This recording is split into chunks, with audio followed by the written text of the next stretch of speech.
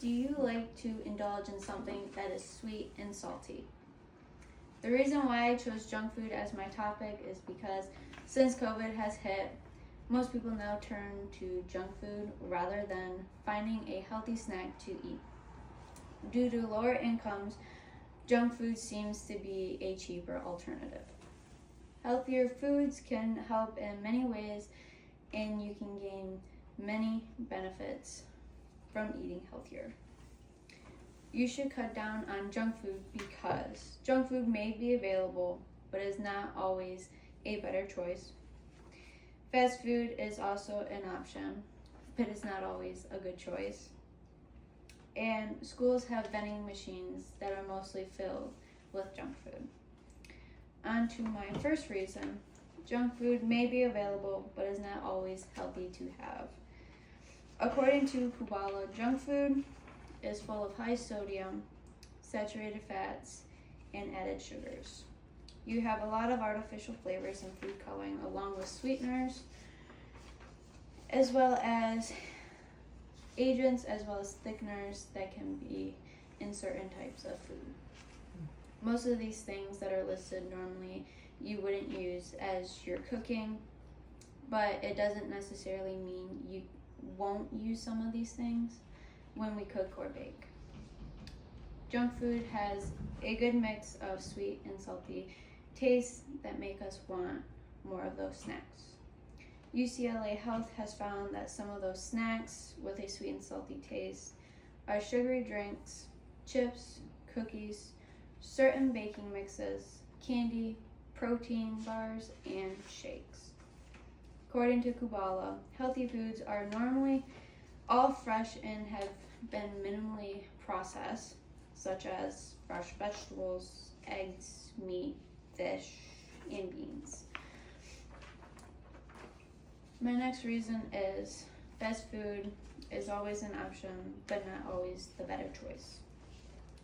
According to Huzar, fast food can have an impact on the body that can have some short-term effects as long as long-term effects. Some short-term effects could be high blood sugar, high blood pressure, and can increase the inflammation and mostly binge eating.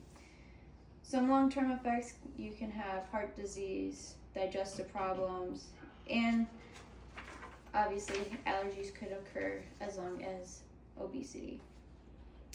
Fast food can relate to alcohol and drugs. Sutcliffe had said it can trigger and release something known as happy chemicals, which is also known as dopamine. There are a few different ways you can overcome fast food addiction and help get back into eating more healthy. A few steps you can take according to Sutcliffe are recognize the urges, try and postpone your urges, try to think beyond the satisfaction, and finally grow past wanting fast food.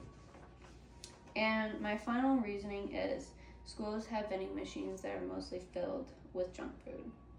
Education and health are always advertised in school, mostly wanting the students and kids to make better choices and healthier choices. We normally see a lot of vending machines in schools which show snacks that potentially could be junk food or mostly not as healthy as some other things could be. We also see when it comes to sporting events that they can sell candy, popcorn, pop, chips, things that are all considered junk food.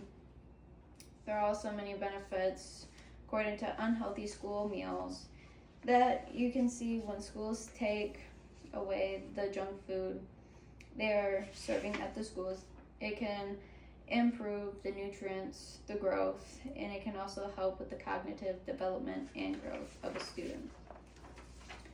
Also, making sure schools can offer a good balance between fruits, proteins, and vegetables. Although schools don't necessarily have to take all the junk food away, they can still give an option for hot lunch like pizza or corn dogs that someone could have.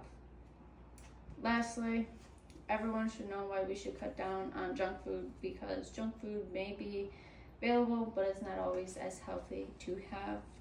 Fast food is always an option, but not always the better choice.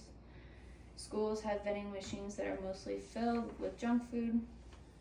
So, junk food is not what we should be eating a ton of. We should be more into eating healthier. Thank you.